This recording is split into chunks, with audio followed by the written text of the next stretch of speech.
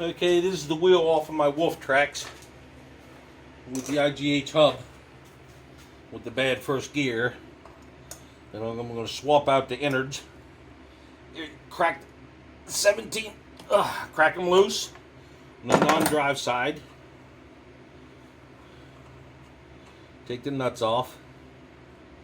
They're both 17 millimeter.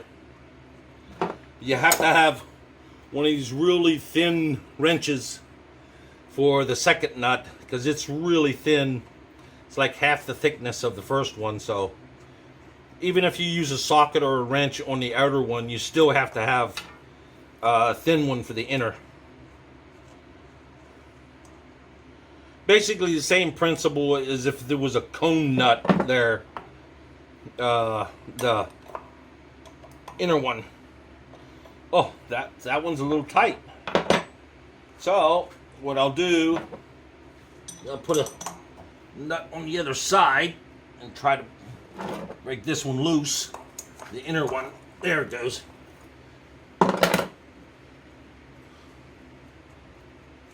Hold the nut on the other side. It's all 17 millimeter.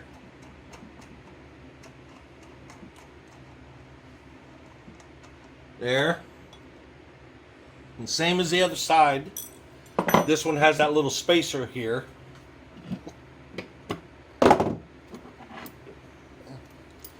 So just pull it out. It's a little easier just to pull the spacer out.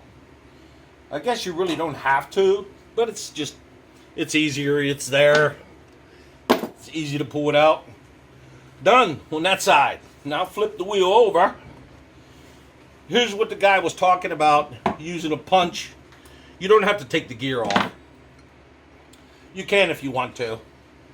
But I elect not to. Well, actually I should because, yeah. Might want to take the gear off because I have to change the inners. So, okay. This C-clip is really a pain in the butt to get off.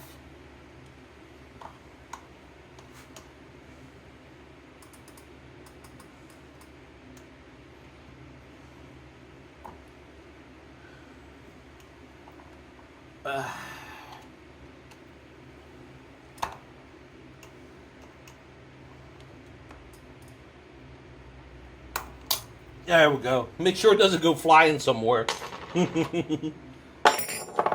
Okay. Now, use a small punch. And see this little notches here. And just tap it. Doesn't take much.